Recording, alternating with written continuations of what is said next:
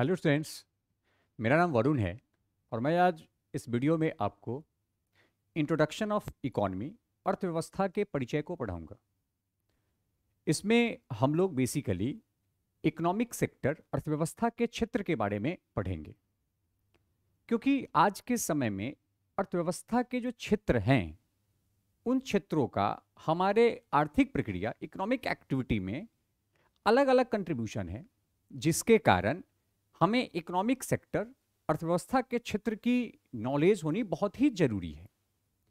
क्योंकि आपके एग्जामिनेशन में जो क्वेश्चन पूछे जाते हैं उसमें करेंट का क्वेश्चन और कंसेप्चुअल क्वेश्चन दोनों को मिक्स करके दिया जाता है।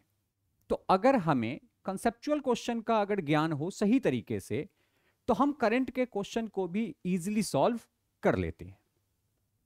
सबसे पहले यह देखते हैं कि अर्थव्यवस्था होता क्या है और किन किन एक्टिविटी को हम अर्थव्यवस्था या इकोनॉमिक एक्टिविटी में कैलकुलेट करते हैं या काउंट करते हैं या उन्हें हम इकोनॉमिक एक्टिविटी के नाम से जानते हैं। तो बेसिकली इकोनॉमिक एक्टिविटी, जिसे हम आर्थिक प्रक्रिया कहते हैं, उसके तीन भाग होते हैं। इसका मतलब है कि तीन एक्टिविटी को ही हम इकोनॉमिक एक्टिविटी कहते हैं, जिसमें पहला क्या है? तो पहला है production, second is distribution and third is consumption. इसमें हम लोग डिस्ट्रीब्यूशन को ट्रेड भी कह सकते हैं, व्यापार भी कह सकते हैं। अब कहेंगे ये है क्या? प्रोडक्शन क्या है, डिस्ट्रीब्यूशन एंड ट्रेड क्या है और कंजम्पशन क्या है, और इन तीनों को हम कंबाइंड रूप से इकोनॉमिक एक्टिविटी कैसे कहते हैं? तो इकोनॉमिक एक्टिविटी का सिंपल सा मीनिंग है कि एक देश के अंदर, एक कंट्री के अंदर जितनी भी लेन देन की प्रक्रिया होती है, ट्रांजैक्शंस होते हैं, उन सारे ट्रांजैक्शंस की एक्टिविटी को ही हम इकोनॉमिक एक्टिविटी कहते हैं। और ट्रांजैक्शन के बेसिकली थ्री फॉर्म्स हैं, तीन तरीके से ही ट्रांजैक्शन किया जाता है, जिसमें पहला है प्रोडक्शन, उत्पादन, जिसे हम हिंदी में क्या कहते हैं? हिंदी में कहते हैं उत्पादन। इसका मतलब है कि किसी भी प्रोडक्ट का क्या करना? निर्माण करना। निर्माण करने का अर्थ है कि आप डिफरेंट जो प्रोडक्टिव एक्टिविटीज हैं या डिफरेंट जो प्रोडक्शन रिसोर्सेस हैं या प्रोडक्शन फैक्टर्स हैं, उनको कंबाइंड रूप से एक इंडस्ट्रियल एक्टिविटी के थ्रू अगर आप करते हैं और उसका जो फाइनल रिजल्ट आता है, उसी फाइनल रिजल्ट को हम क्या कहते हैं? प्रोडक्शन कहते हैं। फॉर एग्जाम्पल अगर आप ऑनलाइन पढ़ रहे हैं, तो ऑनलाइन पढ़ रहे हैं तो इसका यह मतलब नहीं कि ऑनलाइन में जो टीचर खड़ा है वही सिर्फ आपको पढ़ा रहा है और उसी के द्वारा ये सारी एक्टिविटी चलाई जा रही है। यह संभव नहीं है। अगर मैं आपको ऑनलाइन पढ़ा रहा हूं, इसका मतलब है कि इस प्रक्रिया में मेरे अलावा इस डिजिटल बोर्ड का भी कंट्रीब्यूशन है, यहां पे ये जो 5G नेटवर्क लगे हुए हैं इनका भी कंट्रीब्यूशन है, यहां पे ये जितने रिसोर्सेस है, जितने इंफ्रास्ट्रक्चर है, इन सबका रिजल्ट है, यहां के जो मैनेजमेंट बॉडी है, जो यहां पे एंटरप्रेन्योर्स हैं, उनकी भी कंट्रीब्यूशन है, जो इस ऑर्गेनाइजेशन को चलाने के लिए अपनी कैपिटल दिया है उनका भी कंट्रीब्यूशन है। और ये सारे लोगों के कंट्रीब्यूशन को एक साथ कर दिया गया तो एक प्रोडक्ट बना, एक सिलेबस बना, जिसे हम लोगों के द्वारा पढ़ाया जाता है, आपके द्वारा उसे परचेज करके यूज किया या परचेज करके उस सेवा को लिया जाता है। इसका मतलब है कि जितने भी प्रोडक्शन फैक्टर्स हैं, उन सारे प्रोडक्शन को मिलाने के बाद जो एक फाइनल रिजल्ट, एक फाइनल आउटपुट आता है, उसी एक्टिविटी को हम क्या कहते हैं? प्रोडक्शन कहते हैं। इसलिए प्रोडक्शन को हम लोग इनपुट आउटपुट एक्टिविटी भी कहते हैं। इनपुट मींस जितने भी प्रोडक्शन के फैक्टर्स हैं उनको डालो, एक एक्टिविटी कराओ और एक्टिविटी के बाद एक फाइनल प्रोडक्ट बन करके, चाहे वो गुड्स हो या फिर सर्विसेज जो वो आपके पास तक जाता है, और उसी एक्टिविटी को हम प्रोडक्शन कहते हैं। जैसे मान लिया जाए कि हम लोगों ने सिलेबस बनाया, लेकिन कुछ इंटरमीडियरीज हैं, बिचौलिया है, जो उसको व्यापार करता है, या फिर कुछ ऐसे भी ऑर्गेनाइजेशन है जो डायरेक्ट अपने प्रोडक्ट को खुद सेल करती है। जैसे अगर मैंने बात किया है इस ऑनलाइन क्लास की, तो यहां पे प्रोड्यूसर और डिस्ट्रीब्यूटर दोनों सेम एक ही ऑर्गेनाइजेशन है। लेकिन अगर आप गुड्स की बात करते हैं, जैसे मान लो ये मार्कर की अगर बात कर ली हमने, तो मार्कर बनाया किसी और ने, लेकिन जो बिचौलिया है, इट मींस की जो शॉपकीपर्स हैं, जो दुकानदार है, वो कोई और है। और थर्ड पर्सन कौन है? आप लोग हैं, हम लोग हैं, जो इस मार्कर को परचेज करके यूज करते हैं। तो इकोनॉमिक एक्टिविटी का जो पहला एक्टिविटी हो क्या है? प्रोडक्शन है।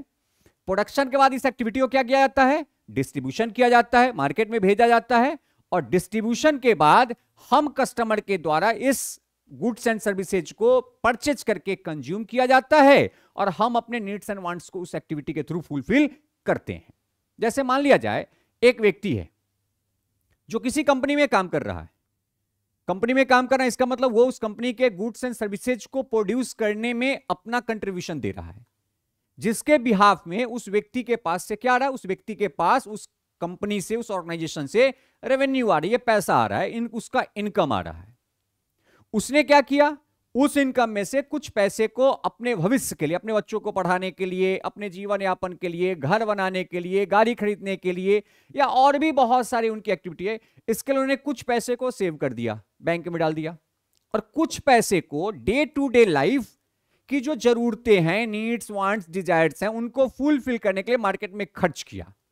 खर्च करने के बाद फिर वो पैसा किसी और के पास गया, फिर वहां से वो पैसा घूम करके उस जो कंज्यूमर था उस कंज्यूमर के पास आ गया। तो ये एक प्रकार का चैनल चलते रहता है, और इसी चैनल को हम क्या कहते हैं? इसी को हम कहते हैं इकोनॉमिक एक्टिविटी। और इसी की जो स्टडी होती है, इसी का जो मैनेजमेंट होता है, उसी मैनेजमेंट को हम क्या कहते हैं? इकोनॉमी कहते हैं। इसका मतलब है कि इकोनॉमी की जो एक्टिविटी है उसमें सबसे पहला एक्टिविटी कौन है? प्रोडक्शन है। प्रोडक्शन किसका किसका होता है? तो प्रोडक्शन दो चीज का ही होता है, एक है गुड्स और दूसरा है सर्विसेज, वस्तु का निर्माण और सेवा का निर्माण। अब यहीं से स्टार्ट होता है इकोनॉमिक सेक्टर, अर्थव्यवस्था के क्षेत्र। फिर यहां पे मैं आपको बता दूं कि वस्तु और सेवा में क्या अंतर है, तो वन लाइन में समझ लीजिए। जिसे हम, जिस प्रोडक्ट को या जिस प्रोडक्शन के आउटपुट को हम छू सकते हैं, देख सकते हैं, अनुभव कर सकते हैं, वह सब के सब गुड्स हैं, वस्तु है। और जिसे हम छू नहीं सकते हैं, देख नहीं सकते हैं, वो सब के सब सेवा है। जैसे मैं जो पढ़ा रहा हूं आपको, आप इस पढ़ाने के तरीका को देख नहीं रहे हैं, आप इसे बस सुन रहे हैं, इसका मतलब ये एक सेवा है। लेकिन वही अगर मैं आपको ये मार्कर्स दे रहा हूं, आपके हाथों बेच रहा हूं, तो ये वस्तु है, क्योंकि आप इस मार्कर के डायमेंशन को देख रहे हैं, इस मार्कर के कलर को देख रहे हैं, इस मार्कर की क्वालिटी को देख रहे हैं, इस मार्कर में जो लगा हुआ मटेरियल्स हैं उन सब के बारे में आप प्रत्यक्ष रूप से डायरेक्टली टच करके अन्य एक्टिविटी के द्वारा पता लगा रहे हैं। तो ये हो गया गुड्स, वस्तु, और मेरे द्वारा जो पढ़ाया जा रहा है ये हो गया सेवा। इकोनॉमिस्ट के द्वारा और शास्त्रियों के द्वारा सामान्य रूप में वस्तु तथा सेवा को तीन भागों में डिवाइड किया गया, तीन अलग अलग भाग में इन्हें क्या किया? क्लासिफाई किया गया, और उसी को कहते हैं सेक्टर ऑफ इकोनॉमी, अर्थव्यवस्था के क्षेत्र। लेकिन आगे चल के अर्थशास्त्रियों ने जो थर्ड सेक्टर है, जिसे हम टर्शियरी सेक्टर, तृतीय क्षेत्र कहते हैं, उसको भी दो भाग में डिवाइड किया, चतुर्थ और पंचम। इसलिए वर्तमान में अर्थव्यवस्था के क्षेत्र में 5 क्षेत्र आते हैं, प्राथमिक, द्वितीयक, तृतीयक, चतुर्थ और पंचम। लेकिन प्रारंभिक दौर में, स्टार्टिंग में इकोनॉमिक सेक्टर 3 थे, प्राथमिक क्षेत्र, द्वितीयक क्षेत्र और तृतीयक क्षेत्र। और ये तीनों क्षेत्र में किसकी बात होती है? तो सिर्फ बात होती है गुड्स एंड सर्विसेज की, क्योंकि प्रोडक्शन ही इकोनॉमिक एक्टिविटी का पहला स्टेप होता है। उसके बाद डिस्ट्रीब्यूशन, और फिर एक्टिविटी कौन सी होती है? कंजम्पशन की होती है। तो आज हम लोग इस वीडियो में इकोनॉमिक सेक्टर, अर्थव्यवस्था के क्षेत्र के बारे में पढ़ेंगे, प्राथमिक, द्वितीयक, तृतीयक, चतुर्थ और पंचम। और इसके बहुत सारे एग्जाम्पल है, जिस एग्जाम्पल के आधार पे हम लोग इसको पढ़ेंगे। इसका डेफिनेशन, परिभाषा के आधार पे पढ़ने की कोई जरूरत नहीं है, यह बहुत ही आसान है अगर आप एग्जाम्पल के अकॉर्डिंग पढ़ते हैं तब। आप इस स्लाइड में देख रहे हैं कि यह प्राथमिक क्षेत्र का स्लाइड है, यह प्राइमरी सेक्टर का स्लाइड है। इस स्लाइड को पहले ठीक से आप देखिए, फिर इसके बारे में हम लोग बहुत डिटेल में बातें करेंगे, बहुत सारी इसकी एक्टिविटी के बारे में बातें करेंगे, अर्थव्यवस्था में कंट्रीब्यूशन के बारे में बातें करेंगे, इसके एम्प्लॉयमेंट में कंट्रीब्यूशन के बारे में बातें करेंगे। क्योंकि आप सब जब रोजगार के लिए, नौकरी के लिए जब जाते हैं, तो वहां पे ये प्री डिसाइडेड होता है आपका कि आप किस सेक्टर के लिए जा रहे हैं। जैसे अगर आप स्टेट पीसीएस के लिए हैं, तो स्टेट पीसीएस में आपकी जितनी भी नौकरियां होती है वो सब के सब क्या, वो एडमिनिस्ट्रेटिव जॉब है आपकी। इसका मतलब आप सिर्फ सेवा देते हैं। लेकिन वही अगर कुछ ऐसे लोग हैं जो किसी प्रोडक्शन यूनिट में जाते हैं तो उनका कंट्रीब्यूशन सेकेंडरी सेक्टर में होता है। कुछ ऐसे भी लोग हैं जो सेल्फ एम्प्लॉयड हैं, जैसे वो खेती करते हैं, वो किसान हैं, तो उनकी जो कंट्रीब्यूशन है या उन्हें जो रोजगार मिला है वो रोजगार ऑलरेडी उन्हें प्राथमिक क्षेत्र से मिला है। तो हम अगर रोजगार की बात करें, हम अगर इनके कंट्रीब्यूशन की बात करें इकोनॉमी में, तो उसके आधार पर भी इन तीनों के बारे में बहुत ही डीपली हम लोगों को पढ़ना है। अभी हम पढ़ते हैं कि प्राथमिक क्षेत्र होता क्या है, किन किन प्रोडक्शन एक्टिविटी को या किन किन प्रोडक्ट को प्राथमिक क्षेत्र में कैलकुलेट किया जाता है, या किन किन क्षेत्र को प्राथमिक क्षेत्र के उत्पाद के रूप में हम जानते हैं। इस स्लाइड में आप देख रहे हैं कि यहां पे कुछ लोग जो हैं ये धान की रुपाई कर रहे हैं खेतों में, जिससे क्या होगा, रुपाई के बाद इस इरिगेशन एक्टिविटी होगी, सिंचाई की जाएगी, फिर बहुत सारे फर्टिलाइजर्स डाले जाएंगे, फर्टिलाइजर्स के बाद पौधा तैयार होगा, पौधा तैयार होने के बाद फिर उसमें से जो धान है वो पकेंगे, किसानों के द्वारा फिर से उन्हें हार्वेस्ट करके निकाला जाएगा और फिर एक प्रोडक्ट का निर्माण होगा जिसे हम धान कहते हैं। इसका मतलब साफ साफ दिखाई दे रहा है कि धान का उत्पादन कहां पे हो रहा है, खेतों में, राइट, इसकी मिट्टी में हो रहा है। इसके लिए किसी भी इंडस्ट्रियल एक्टिविटी, औद्योगिक प्रक्रिया का उपयोग किया नहीं गया है। सेकेंड, यहां पे देख रहे हैं कुछ फिशरमैन है जो मछली मारने वाले व्यक्ति हैं, वो समुद्र में या तालाब में मछली मार रहे हैं। इसका मतलब है कि यहां से ये लोग मछली का छोटा छोटा बच्चा डाले होंगे, उसका वहां पे फिर से खाना वगैरह दिए होंगे, बहुत सारी मेडिसिन वगैरह दी गई होगी, और कुछ दिनों के बाद वो छोटा सा मछली का बच्चा जो डाला गया था वो एक बड़े साइज का होकर के निकला, जिससे क्या हुआ, इन लोगों के जो प्रोडक्शन एक्टिविटी है वो एक्टिविटी से इन्हें अधिक आय प्राप्त हुई। इसका मतलब है कि यहां पे जो मछली का उत्पादन हो रहा है वो कहां हो रहा है, वो तालाब में हो रहा है, समुद्र में हो रहा है, नदी में की जा रही है। यहां पर भी कोई इंडस्ट्रियल एक्टिविटी किया नहीं जा रहा है। थर्ड, यहां पे देखते हैं कुछ लोग हैं, कुछ वर्कर्स हैं जो माइनिंग, जो खादान से कोयले की खुदाई कर रहे हैं, मिट्टी के नीचे से कोयला निकाल रहे हैं। इसका मतलब यहां पे जो इस एक्टिविटी के द्वारा जो प्रोडक्ट की प्रोडक्शन हो रही है उसमें भी किसी प्रकार की कोई इंडस्ट्रियल एक्टिविटी किया नहीं जा रहा है, वो नेचुरली जमीन के नीचे से निकाला जा रहा है। फिर यहां पर देखते हैं कि बहुत सारे कैटल्स हैं, बहुत सारे जानवर हैं जिन्हें गौशाला में पाला जा रहा है, और इन जानवरों से दूध की प्राप्ति होती है। कुछ ऐसे भी जानवर हैं जिससे मीट की प्राप्ति होती है। इसका मतलब कि इन सबों की जो पालन पोषण है वो जमीन पे की जा रही है, और इनके द्वारा जो उत्पाद दी जा रही है वो नेचुरल है, वो आर्टिफिशियल या फिर वो इंडस्ट्रियल प्रोडक्शन, इंडस्ट्रियल एक्टिविटी के द्वारा प्रोड्यूस किया गया नहीं है। नेक्स्ट देखते हैं कि फॉरेस्ट एरिया, ये जंगल का एरिया जहां से लकड़ी का उत्पादन होता है। और लकड़ी के उत्पादन में कब होती है कि भाई हम जमीन में छोटा सा पौधा लगाए, पौधा को सिंचाई किया गया और धीरे धीरे पौधा बड़ा हुआ, एक समय के बाद उसे काट करके लकड़ी का उत्पादन किया जा रहा है। तो यहाँ पे जितने भी आपने एग्जाम्पल देखा, चाहे वो धान की रुपाई की एग्जाम्पल देखा, चाहे वो आपने यहाँ पे मछली पालन का आपने एग्जाम्पल देखा, यहाँ पे आपने माइनिंग का एग्जाम्पल देखा, यहाँ पे आपने मवेशियों के पालन का एग्जाम्पल देखा, यहाँ पे आपने ये फॉरेस्ट से लकड़ी उत्पादन की एग्जाम्पल देखा, ये सब के सब जो उत्पाद हैं ये प्राथमिक क्षेत्र के उत्पाद हैं। और सब में कॉमन क्या है, सब में कॉमन यही है कि जितने भी उत्पाद हैं उनका उत्पादन किसी औद्योगिक प्रक्रिया, इंडस्ट्रियल एक्टिविटी के द्वारा किया नहीं जा रहा है। फिर किया कैसे गया, तो सभी का उत्पादन प्राकृतिक रूप से हो रहा है, वो भी कहां पे, जमीन पे।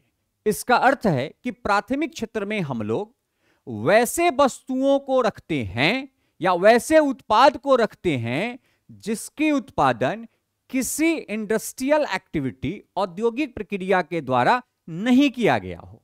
कैसे किया गया, तो इनकी जो प्रोडक्शन एक्टिविटी है वो नेचुरली हुआ है, वो प्राकृतिक रूप से हुआ है, वो भी जमीन से हुआ है, भूमि पे हुआ है।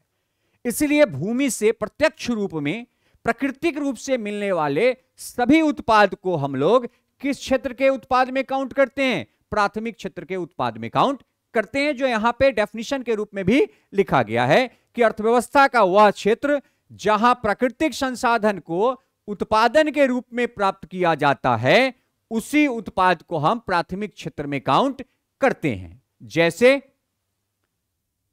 कृषि, मत्स्य पालन, वानिकी, खनन, पशुपालन, मुर्गी पालन इत्यादि। ये सब के सब जो उत्पाद हैं जो इन प्रक्रिया के तहत प्राप्त होती है, उस सभी उत्पाद को हम लोग किस में रखते हैं? हम लोग प्राथमिक क्षेत्र में रखते हैं।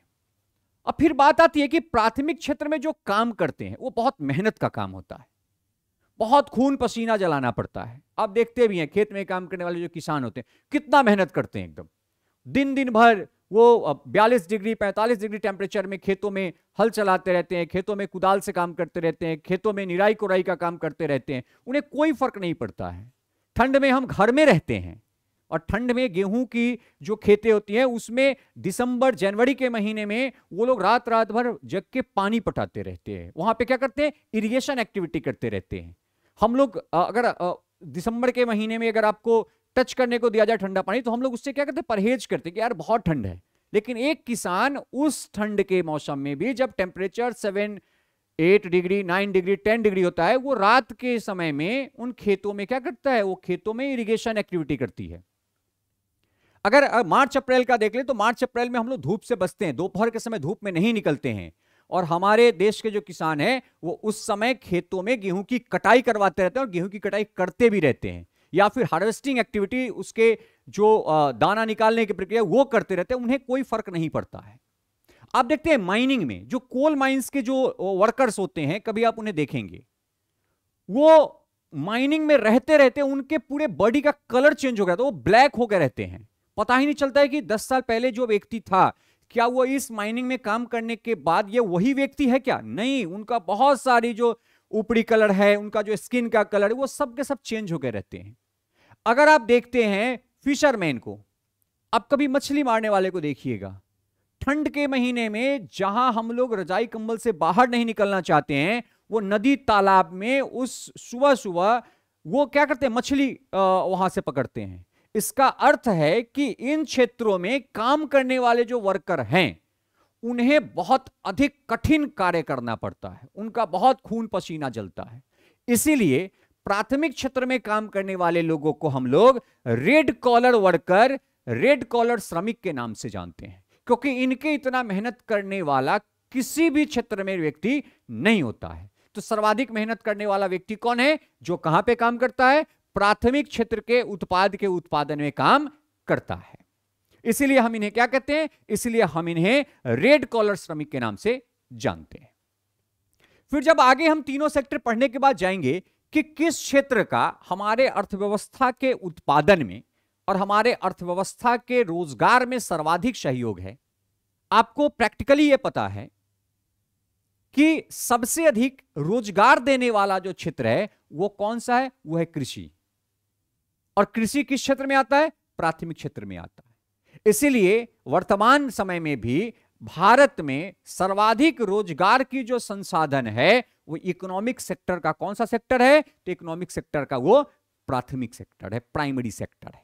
इसीलिए प्राइमरी सेक्टर का हमारे इकोनॉमी में बहुत अधिक सहयोग है, क्योंकि अगर हमें सही तरीके से रोजगार नहीं मिलेगा तो क्या होगा? हमारी जो आय हो कम हो जाएगी, हम बेरोजगार रहेंगे तो हम ऐसे ही बस घूमते रहेंगे, लंठाई करते रहेंगे बस। लेकिन अगर हमें रोजगार मिलता है, हमारे आय का साधन आ जाता है, तो हम क्या करते हैं? अपने जीवन को आगे की तरफ बढ़ाने का सोचते हैं। हमारी आय बढ़ जाती है, हमारा स्टैंडर्ड ऑफ लिविंग बढ़ जाता है, हमारे घर की जो रेट ऑफ लिटरेसी है वो बढ़ जाती है, हमारे घर का जो स्टैंडर्ड ऑफ लिविंग है वो बढ़ जाता है, और फाइनली हमारे घर के साथ साथ हमारे देश का भी क्या होता है? विकास होता है। लेकिन वही अगर हम बेरोजगार होते हैं तो हम बहुत सारे अवैध धंधे में संलिप्त हो जाते हैं, हमारी बहुत सारी एक्टिविटी चेंज हो जाती है, हमारी मानसिक, शारीरिक, मेंटल और फिजिकल दोनों एक्टिविटी खराब हो जाता है, हमारे रेट ऑफ लिटरेसी रिड्यूस हो जाती है परिवार की, हमारा स्टैंडर्ड ऑफ लिविंग गिर जाता है। जैसे आप देखते हैं किसी बेवड़ा को कोई काम नहीं है, कुछ भी कर रहा है, standard of living zero, rate of literacy zero, और ये इसलिए होता है क्योंकि उसके पास रोजगार नहीं है। वो क्या करे? वो चाह करके भी कुछ नहीं कर सकता है।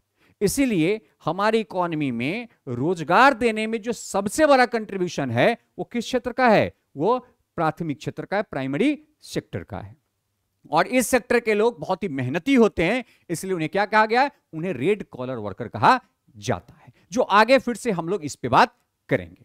अब हम देखते हैं कि अर्थव्यवस्था के दूसरे क्षेत्र जिसे हम सेकेंडरी सेक्टर ऑफ इकोनॉमी कहते हैं, जिसे हम क्या कहते हैं, अर्थव्यवस्था के द्वितीय क्षेत्र कहते हैं।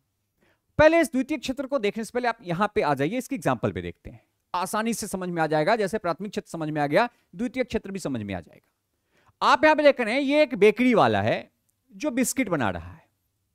देख रहे हैं यहां पे छोटा छोटा ये बिस्किट बनाई जा रही है, ठीक है।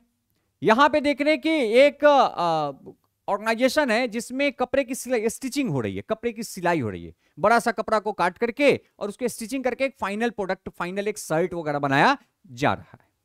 यहां पे देखते हैं कि बेवरेज कंपनी है जो मैंगो जूस बना रही है। हो सकता है यह पेप्सिको का हो, कोका कोला का हो, यहां पे स्लाइस या मजा बनाया जा रहा हो। तो यहां पे आप देख रहे हैं कि सारे के सारे ये तीनों एग्जांपल में दिखाई दे रहा है कि यहां पे इंडस्ट्रियल एक्टिविटी हो रही है, औद्योगिक प्रक्रिया हो रहा है। यहां पे कोई नेचुरल एक्टिविटी हो नहीं रहा है।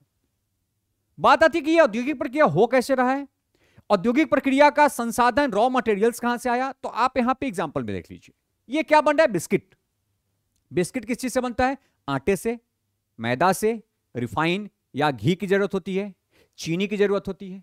अब आप मुझे बताइए कि आटा का निर्माण गेहूं से हुआ, गेहूं कहां से आया, खेतों से आया।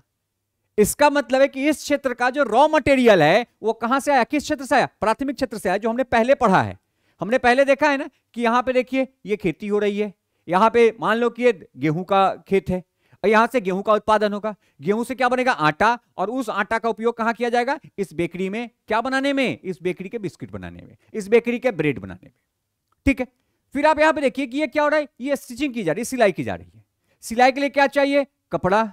कपड़ा बनाने के लिए क्या चाहिए, कपास, रुई। रुई कहां से आएगा, खेतों से।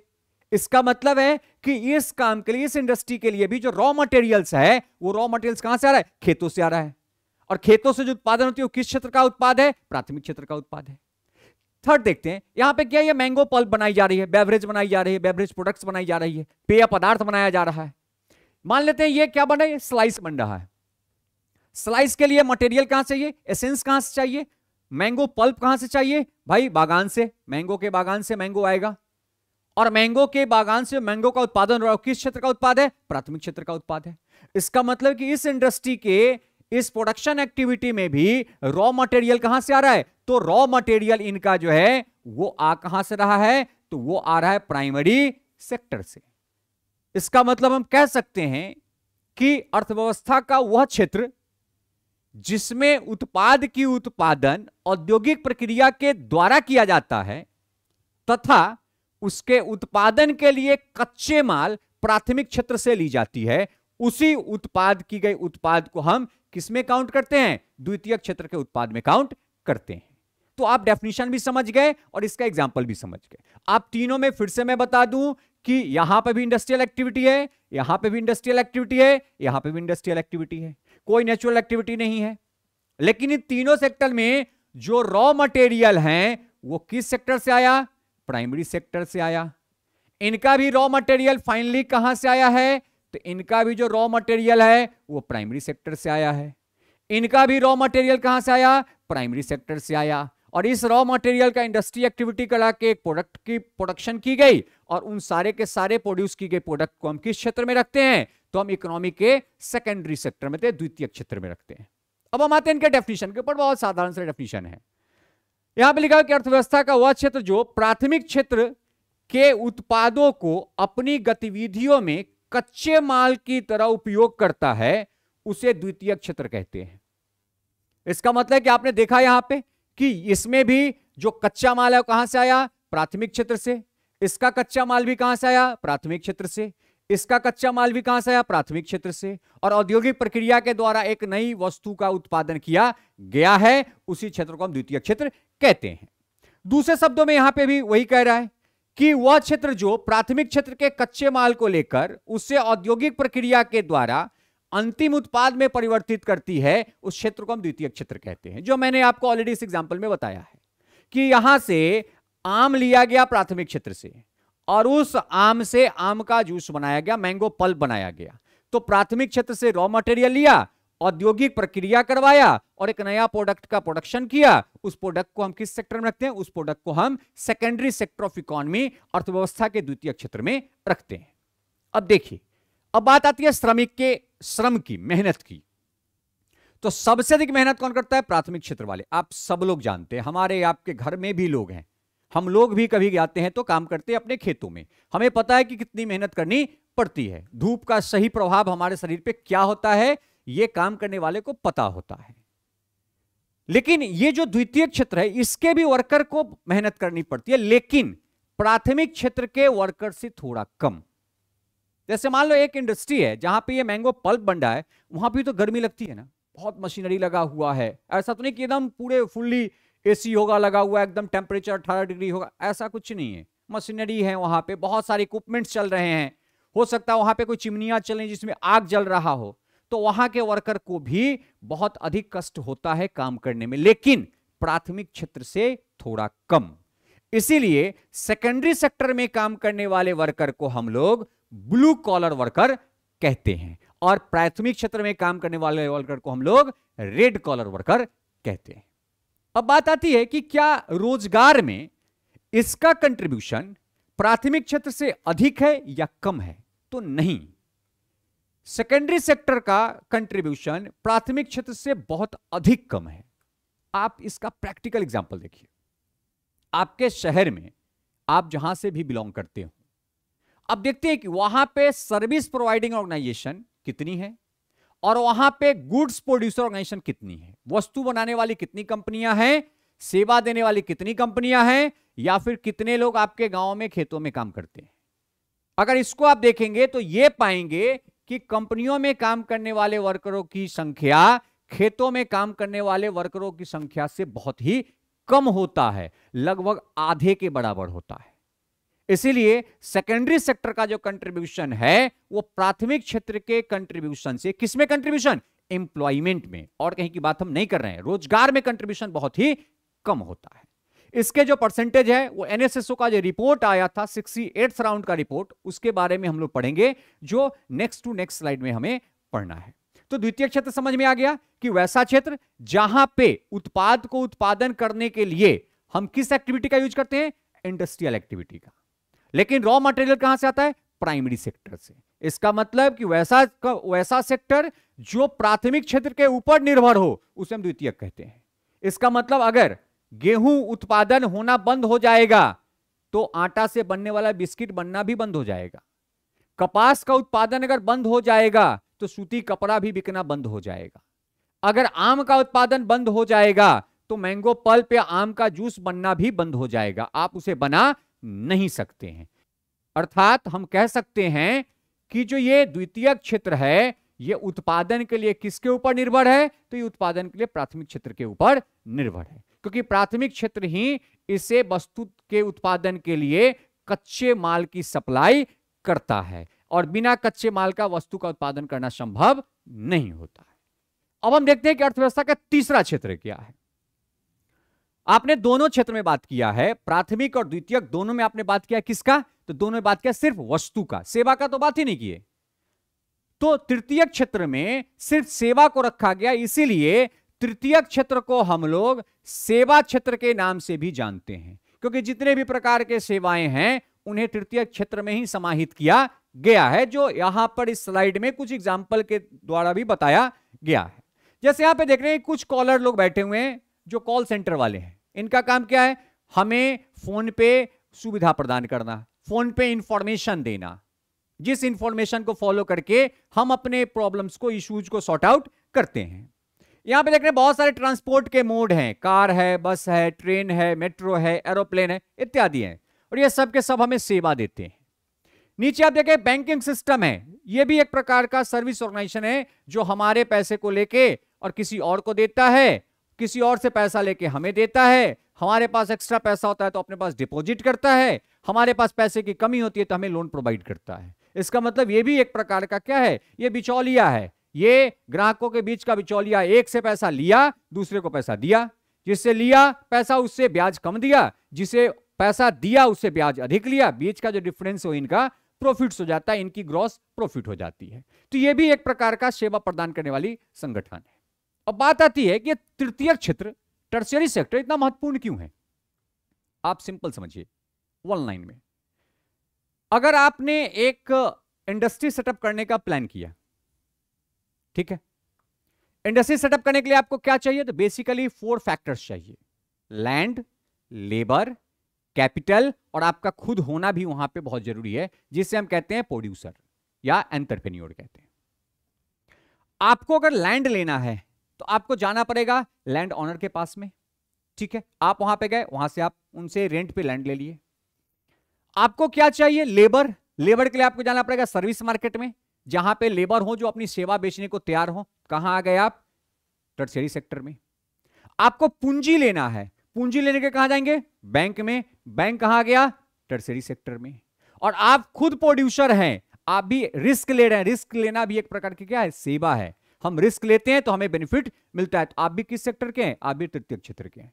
साथ में आप जो प्रोडक्शन कर रहे हैं प्रोडक्ट की, गुड्स की, उसके लिए आपको R&D करना है, रिसर्च एंड डेवलपमेंट करना है। और रिसर्च एंड डेवलपमेंट वाले भी किस क्षेत्र के लोग हैं? तृतीय क्षेत्र के लोग हैं। इनके बिना आपके प्रोडक्ट की क्वालिटी कभी भी इनहांस इंप्रूव नहीं कर सकता है। आपको अगर प्रोडक्ट बेचना है तो उसके लिए एडवर्टीजमेंट करना पड़ेगा डिजिटल मीडिया से, वो भी कौन करेगा? टर्शियरी सेक्टर के लोग। इसका मतलब कि तृतीय क्षेत्र एक ऐसा क्षेत्र है जो प्राथमिक और द्वितीयक दोनों क्षेत्रों को बढ़ाने के लिए, विकास करने के लिए बहुत बड़ा रोल निभाता है। अगर यह क्षेत्र काम करना बंद कर दे तो प्राथमिक और द्वितीयक दोनों क्षेत्र की जो उत्पादन प्रक्रिया है वो बहुत अधिक क्या हो जाएगी? बहुत अधिक कम हो जाएगी, रिड्यूस हो जाएगी। वो डिमांड के अकॉर्डिंग प्रोडक्शन नहीं कर पाएगा। जैसे आप देखते हैं सामान्य रूप में, एक एग्जांपल समझिए। हर वर्ष जब हम गेहूं की बुआई करते हैं, मक्के की बुआई करते हैं, धान की बुआई करते हैं, तो हम नए नए प्रकार के सीड्स का उपयोग करते हैं, बीजों का उपयोग करते हैं। और वो बीज उन्नत किस्म का बीज होता है, हाइब्रिड क्वालिटी का बीज होता है। उसके लिए साइंटिस्ट के द्वारा, एग्रीकल्चर साइंटिस्ट के द्वारा रिसर्च किया जाता है और रिसर्च करके एक उन्नत बीज बनाई जाती है, जो बीज कम समय में अधिक उत्पादन करता है। धान की बात कर लें तो बहुत सारे ऐसे धान के बीज आ चुके हैं जिन्हें पानी की कम जरूरत होती है, वो कम पानी में ही कर लेते हैं। बहुत सारे धान है जो कम समय में उत्पादन कर देते हैं और उनकी उत्पादन क्षमता बहुत ही अधिक होती है। तो अगर ये रिसर्च एंड डेवलपमेंट करने की प्रक्रिया अगर साइंटिस्ट के द्वारा, वैज्ञानिकों के द्वारा नहीं किया जाए तो क्या हम प्राथमिक क्षेत्र से उत्पाद के उत्पादन को बढ़ा सकते हैं? नहीं बढ़ा सकते हैं। और अगर उत्पाद का उत्पादन नहीं बढ़ेगा तो आपकी प्रॉफिट भी कभी इंक्रीज करने वाला नहीं है। इसका अर्थ है कि तृतीय क्षेत्र एक ऐसा क्षेत्र है जो प्राथमिक और द्वितीयक दोनों क्षेत्र के विकास में बहुत बड़ा रोल निभाता है और इसमें सारे के सारे सेवाओं को रखा गया है। अब हम आते हैं इसके डेफिनेशन पे। साफ साफ यहां पे लिखा हुआ है कि यह क्षेत्र प्राथमिक तथा द्वितीयक क्षेत्र के विकास में मदद करता है। इसके बिना मदद का प्राथमिक और द्वितीयक क्षेत्र का विकास होना संभव नहीं है। अगर मान लीजिए कि माइनिंग की बात करते हैं तो अगर सिंपल सा माइनिंग की अगर बात करें तो हम माइनिंग में क्या करते हैं कि माइनिंग में हम खदान से मटेरियल निकालते हैं और खदान से मटेरियल निकालने के लिए आपको बड़ा बड़ा क्या चाहिए? बड़ा बड़ा आपको मशीनरी चाहिए। मशीनरी चाहिए तो मशीनरी के लिए पहले R&D करना पड़ेगा, नए नए उसके टेक्नोलॉजी का पहले आविष्कार करना पड़ेगा। आविष्कार के लिए पहले रिसर्च करना पड़ेगा। रिसर्च कौन करेगा? तो रिसर्च एंड डेवलपमेंट टीम करेगा। और वो कौन है? वो किस क्षेत्र का है? तो वो तृतीय क्षेत्र का है। इसका मतलब है कि बिना इनके द्वितीय क्षेत्र में भी कोई काम हो नहीं सकता है। अगर द्वितीय क्षेत्र में बात करते हैं, जैसे मैंने मैंगो पल्प का एक एग्जांपल दिया था जो आप पिछले स्लाइड में देख लीजिए, ये मैंगो पल्प है। अब ये मैंगो पल्प अगर आप आम के रस को आप घर में रख दीजिए फ्रिज में निकाल करके, 5-10 दिन में खराब हो जाएगा। लेकिन ये मैंगो पल्प बिना फ्रीज का ये 12 महीने तक बचा रहता है, एकदम फ्रेश रहता है। इसका मतलब कि इसमें जो कुछ इंग्रेडिएंट्स डाला गया है, कुछ तत्व डाली गई है, वो तत्व उसके खराब होने की जो सीमा है उसको बढ़ा देती है। इसका मतलब उसके ड्यूरेबिलिटी को बढ़ा देता है। और यह प्रक्रिया किया कौन होगा? रिसर्च एंड डेवलपमेंट वाला। उसने रिसर्च करके लाया होगा कि इसमें इंग्रेडिएंट्स को डालो ताकि इनकी जो ड्यूरेबिलिटी है पहले से बढ़ जाएगी। अगर वो रिसर्च नहीं होता तृतीय क्षेत्र में तो क्या होता है? ये जो मैंगो पल्प आपने पिछले स्लाइड में देखा है, ये कुछ समय में ही खराब हो जाता, कंपनी इसका उत्पादन करना बंद कर देता, क्योंकि उतने शॉर्ट टर्म में इतने अधिक क्वांटिटी में प्रोडक्ट को प्रोड्यूस करके सेल करना संभव नहीं था। इसका अर्थ है कि द्वितीय क्षेत्र के विकास में भी तृतीय क्षेत्र का बहुत बड़ा योगदान है। जो आपने इस यहां पे देखा है पहले नंबर वाले इसके डेफिनेशन में, एक ऐसा क्षेत्र है जो प्राथमिक द्वितीयक दोनों क्षेत्रों के विकास में बहुत अधिक मदद करता है। और इस क्षेत्र में सभी प्रकार के सेवाओं को रखा जाता है, इसलिए इस क्षेत्र को हम क्या कहते हैं? इस क्षेत्र को हम सेवा क्षेत्र कहते हैं। जिसमें साफ साफ अब एग्जाम्पल देख रहे हैं कि भाई यहां पे ये क्या है, ये कॉल सेंटर है तृतीयक क्षेत्र का। सारे के सारे जो ट्रांसपोर्ट, सारे के सारे जो कम्युनिकेशन के मीडियम्स हैं, ये सब के सब क्या है, ये तृतीयक क्षेत्र का है। बैंकिंग तृतीयक क्षेत्र का है, इंश्योरेंस तृतीयक क्षेत्र का है, एरोप्लेन की सेवा तृतीयक क्षेत्र का है, रिसर्च एंड डेवलपमेंट तृतीयक क्षेत्र का है। तो ये सारे के सारे जो सेवाएं हैं ये तृतीय, मैं जो पढ़ा रहा हूं ये भी तृतीयक क्षेत्र का है, क्योंकि मैं भी क्या कर रहा हूं, एक प्रकार का सेवा दे रहा हूं। अब बात आती है श्रमिक, क्योंकि मैंने प्राथमिक, द्वितीयक और तृतीयक दोनों में श्रमिक के लिए बात करने को बोला है, और मैंने कहा है कि मैं तीनों में श्रमिक के रिगार्डिंग, अर्थव्यवस्था में कंट्रीब्यूशन के रिगार्डिंग बात करूंगा।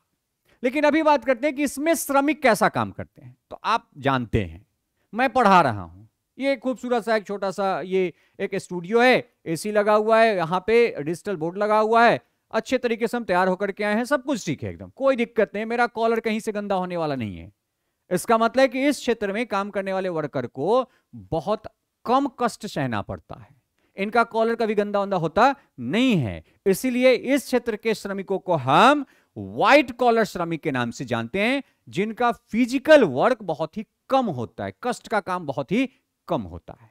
तो प्राथमिक क्षेत्र में जो काम करते हैं उन्हें सबसे अधिक कष्ट का काम करना पड़ता है, बहुत मेहनत करना पड़ता है, बहुत खून पसीना जलाना पड़ता है, तो उन्हें कहते हैं रेड कॉलर वर्कर। द्वितीय क्षेत्र में थोड़ा कम, उसे कहते हैं ब्लू कॉलर वर्कर। और तृतीय क्षेत्र में बहुत ही कम। अगर एक गाड़ी, एक बस चलाने वाला ड्राइवर है, देखते हैं कितना भी पुराना बस क्यों ना हो, एक छोटा सा वहां पे फैन लगा रहता है, आप पैसेंजर हैं तो आप गर्मी में हैं, लेकिन जो ड्राइवर है, जो चला रहा है, वो हवा खा रहा है, इसका मतलब वो आपसे रिलैक्स मोड में है। इसका मतलब है कि तृतीय क्षेत्र में काम करने वाले जो वर्कर होते हैं उन्हें शारीरिक परेशानी बहुत ही कम होती है, इसलिए उन वर्करों को हम क्या कहते हैं, उन वर्करों को हम कहते हैं व्हाइट कॉलर वर्कर। तो ये तीन क्षेत्र हैं, प्राथमिक, द्वितीयक और तृतीयक। पहले इन तीनों क्षेत्रों के कंट्रीब्यूशन की बात कर लेते हैं कि रोजगार में क्या कंट्रीब्यूशन है, कितने प्रतिशत का कंट्रीब्यूशन है। हमारे ग्रॉस वैल्यू एडेड, सकल घरेलू जो उत्पाद हैं उनमें इनका क्या कंट्रीब्यूशन है, या सकल मूल्यवर्धन में इनका क्या कंट्रीब्यूशन है। फिर हम देखेंगे कि वर्तमान में जो आधुनिक अर्थव्यवस्था की प्रक्रिया है, इसमें अर्थशास्त्रियों के द्वारा तृतीय क्षेत्र को भी दो भागों में बांटा गया है, जिसे हम चतुर्थ और पंचम क्षेत्र कहते हैं। फिर उसके बारे में हम लोग देखेंगे। अब हम देखते हैं कि प्राथमिक, द्वितीयक और तृतीयक क्षेत्र का हमारे देश के ग्रॉस वैल्यू एडेड, सकल मूल्यवर्धन में क्या सहयोग है। यहां पे इस स्लाइड में आप कुछ पिक्चर लगी हुई है, इस पिक्चर को आपने पहले भी देखा है। ये जो नीचे वाला पिक्चर है ये किस सेक्टर का है, ये प्राइमरी सेक्टर का है। इससे ऊपर जो ये किस सेक्टर का है, सेकेंडरी सेक्टर का है। और ये बैंकिंग सिस्टम है जो किस सेक्टर का है, टर्शियरी सेक्टर का है। मैंने आपको पहले भी बताया है कि हमारे देश की जो टर्शियरी सेक्टर है या किसी भी अन्य देश की जो टर्शियरी सेक्टर है वो प्राथमिक और द्वितीयक दोनों क्षेत्र के विकास में सबसे अधिक मदद करता है। इसका अर्थ है कि ये जो क्षेत्र है इसका कंट्रीब्यूशन हमारे उत्पादन में सबसे अधिक होता है, उसके बाद सबसे अधिक सेकेंडरी सेक्टर का और सबसे कम हमारे प्राइमरी सेक्टर का होता है।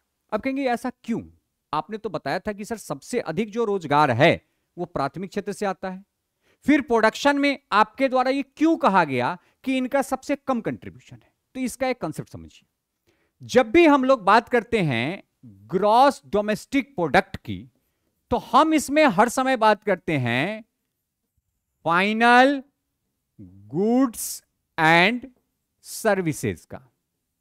हम किसका बात करते हैं, फाइनल गुड्स एंड सर्विसेज का। हम कभी भी रॉ मटेरियल का बात नहीं करते हैं। और आपने देखा पहले भी एग्जांपल में कि प्राइमरी सेक्टर में जो प्रोडक्ट की प्रोडक्शन होती है इसमें अधिकतम रॉ मटेरियल होते हैं जिनका प्राइस ऑलरेडी फाइनल गुड्स के प्रोडक्शन में इंक्लूड रहता है, जुड़ा हुआ रहता है। और यही कारण है कि हमारे जीडीपी या हमारे ग्रॉस वैल्यू एडेड में प्राइमरी सेक्टर का कंट्रीब्यूशन बहुत ही कम होता है, क्योंकि यहां से प्रोड्यूस की गई प्रोडक्ट मैक्सिमम रॉ मटेरियल होता है। हां, द्वितीय क्षेत्र में भी है, लेकिन मैक्सिमम जो द्वितीय क्षेत्र के प्रोडक्ट हैं वो फाइनल होते हैं। और इन दोनों को विकास कराने में जो मुख्य योगदान है टर्शियरी सेक्टर का है, जहां से सबसे अधिक फाइनल सेवाएं दी जाती है। इसीलिए हमारे जीवीए में सबसे बड़ा कंट्रीब्यूशन टर्शियरी सेक्टर का है, उससे कम सेकेंडरी सेक्टर का, और सबसे कम जो है वो प्राइमरी सेक्टर का है। अब हम कुछ करंट डेटा देखते हैं कि इन तीनों सेक्टर का हमारे ग्रॉस वैल्यू एडेड में सकल मूल्यवर्धन में क्या सहयोग है। ये आपके स्क्रीन पे जो डेटा है ये 2019-20 वित्तीय वर्ष का डेटा है जो इकोनॉमिक सर्वे 2019-20 में पब्लिश किया गया था। इनके अकॉर्डिंग टर्शियरी सेक्टर का जो योगदान है हमारे जीवीए में वो कितना है, 55.17% है। इसके बाद जो हमारा सेकेंडरी सेक्टर है इसका जो योगदान है वो 30.18% है और हमारा जो प्राइमरी सेक्टर है इसका जो योगदान है वो 14.68% है। अगर 2021 और 22 का डेटा देखें जो 22 में पब्लिश किया गया था, इसके अकॉर्डिंग हमारा जो टर्शियरी सेक्टर है इसका कंट्रीब्यूशन हमारे जीवीए में अप्रॉक्स 53% है। इसके बाद हमारा जो सेकेंडरी सेक्टर है इसका कंट्रीब्यूशन हमारे जीबीए में 28.8% है और हमारा सबसे जो लोएस्ट कंट्रीब्यूशन करने वाला सेक्टर है वो कौन है, प्राइमरी सेक्टर है जिसका जीबीए में कंट्रीब्यूशन सिर्फ 18.2% है। तो अगर हम जीबीए या जीडीपी की बात करें तो उस केस में हम अगर इसे देखेंगे तो सबसे हाईएस्ट कंट्रीब्यूशन किसका है, टर्शियरी सेक्टर का। टर्शियरी सेक्टर से कम किसका है, सेकेंडरी सेक्टर का, और सबसे कम किसका है, प्राइमरी सेक्टर का। इसका मतलब टर्शियरी सेक्टर का सबसे अधिक योगदान हमारे देश के उत्पादन प्रक्रिया में होता है। जो आपने इकोनॉमिक टर्म्स के 3 एक्टिविटी जो आपने पढ़ा था, प्रोडक्शन, डिस्ट्रीब्यूशन और ट्रेड, उसी में आपको देखना था। तो सबसे अधिक जो प्रोडक्शन एक्टिविटी है वो किस सेक्टर से होता है, टर्शियरी सेक्टर से होता है, और सबसे कम प्रोडक्शन एक्टिविटी जीबीए के केस में किसमें होता है, प्राइमरी सेक्टर में होता है। ओवरऑल केस में अगर देखा जाए तो सबसे अधिक रोजगार देने वाला हमारा कौन सा सेक्टर है, सबसे अधिक रोजगार देने वाला हमारा सेक्टर प्राइमरी सेक्टर है। लेकिन वहां पे जो प्रोडक्ट की प्रोडक्शन होती है वो अधिकतम क्या है, अधिकतम रॉ मटेरियल है। फाइनल गुड्स का प्रोडक्शन बहुत ही कम होता है। एक फिर इस पे एग्जांपल आपको दूं, हम लोग अगर आम के बागान से अगर आम तोड़ करके लाए और आम को हमने डायरेक्ट कंज्यूम कर गया, डायरेक्ट खा गया काट करके, तो वहां पे आम हो गया फाइनल गुड्स। तो उसका कैलकुलेशन जीडीपी में या जीवीए में होगा क्योंकि वहां पे आम के फॉर्म को चेंज किया नहीं गया है। लेकिन वही अगर मैंगो को हम लोग तोड़ करके लाए और उसको बेच दिए और किसी मैंगो पल्प बनाने वाले कंपनी ने उसे परचेज करके उस आम से मैंगो पल्प बना लिया, तो वहां पे आम उस मैंगो पल्प का क्या गया, रॉ मटेरियल। तो वहां पे हम किसके प्राइस को ऐड करते हैं, मैंगो पल्प के प्राइस को ऐड करते हैं, मैंगो जूस के प्राइस को ऐड करते हैं, हम मैंगो के प्राइस को ऐड नहीं करते हैं। और यही कारण है कि हमारे जीडीपी या जीवीए में जो प्राइमरी सेक्टर का कंट्रीब्यूशन है वो सबसे कम है और सबसे अधिक कंट्रीब्यूशन टर्शियरी सेक्टर का है, और बीच वाला जो कंट्रीब्यूशन है किसका है, वो सेकेंडरी सेक्टर का है। अब हम बात करते हैं रोजगार में इनका क्या कंट्रीब्यूशन है। अब आप अगर रोजगार की बात करें तो फिर यहां देख लेते हैं तीनों पिक्चर को। ये किस सेक्टर का है, आप लोग समझ चुके हैं, ये प्राइमरी सेक्टर का है, ठीक है। ये है कॉल सेंटर बैंकिंग सिस्टम है, किस सेक्टर का है, टर्शियरी सेक्टर का है। और ये सारे के सारे इंजीनियर बैठे हुए हैं और वो भी देख रहे हैं कि सिविल वाले लग रहे हैं, कहीं ना कहीं कुछ उत्पादन करने जा रहे हैं, तो ये किस सेक्टर का है, ये सेकेंडरी सेक्टर का है। आपने साफ साफ ये सुना भी, मैंने बताया भी, आप खुद भी प्रैक्टिकली से देखते हैं कि सबसे अधिक रोजगार कहां से मिलता है हमें, कृषि से, इसका मतलब प्राथमिक क्षेत्र से। उसके बाद सबसे अधिक जो रोजगार मिलता है वो तृतीय क्षेत्र से, और सबसे कम जो रोजगार मिलता है वो सेकेंडरी सेक्टर से। इसका मतलब है कि द्वितीय क्षेत्र से, क्योंकि द्वितीय क्षेत्र की जो क्षेत्र है वो बहुत ही छोटी है और इसका क्षेत्र सबसे बड़ा है, और ये एक ऐसा क्षेत्र है ये दोनों क्षेत्र के विकास में अपना योगदान देता है, इसलिए इसका कंट्रीब्यूशन सेकेंडरी सेक्टर के कंपैरिजन में अधिक होता है। अब हम एनएसएसओ का डेटा देखें, 2011-12 में एनएसएसओ का 68th राउंड, इनका जो डेटा पब्लिश किया गया था कलेक्ट करके, उसके अकॉर्डिंग देखा जाए तो भारत में जो रोजगार दी जाती है उस रोजगार में सबसे बड़ा जो कंट्रीब्यूशन है वो किसका है, प्राइमरी सेक्टर का। और इस डेटा के according NSSO, national sample survey office के डेटा के अकॉर्डिंग जो 2011-12 में पब्लिश किया गया, हमारे देश के रोजगार में प्राथमिक क्षेत्र का कंट्रीब्यूशन 48.9% है। इसका मतलब राउंड फिगर में कहा जाए तो 49% है। इसका अर्थ है कि भारत में अगर 100 लोगों को रोजगार मिलता है तो उसमें लगभग 49 लोगों को रोजगार प्राथमिक क्षेत्र से मिलता है। वो कृषि क्षेत्र में संलग्न होंगे, माइनिंग में लगे होंगे, फिशरीज एक्टिविटी में लगे होंगे, चाहे वो मवेशी पालन में लगे होंगे, कुक्कुट पालन में लगे होंगे, चाहे वो वानिकी प्रक्रिया में लगे होंगे, लेकिन वो किसी न किसी प्राथमिक क्षेत्र में ही वो काम कर रहे हैं। और प्राथमिक क्षेत्र में भी सबसे अधिक जो रोजगार की प्राप्ति होती है वो कृषि से होती है, इसलिए इसको भी याद रखिए, सबसे अधिक रोजगार प्राथमिक क्षेत्र में भी किससे मिलता है? कृषि क्षेत्र से मिलता है। दूसरा जो सबसे बड़ा कंट्रीब्यूशन है भारत के रोजगार में इकोनॉमिक क्षेत्र का, वो किसका है? वो तृतीयक क्षेत्र का है। जो एनएसएसओ की डेटा जो 2011 में पब्लिश किया गया था, 68th राउंड रिपोर्ट था, उसके अकॉर्डिंग यह कहा गया कि भारत में जो रोजगार प्राप्त होती है या रोजगार दी जा रही, रोजगार लोगों को मिल रहा है, उसमें तृतीय क्षेत्र का कंट्रीब्यूशन 26.9% है, अप्रॉक्स 27%।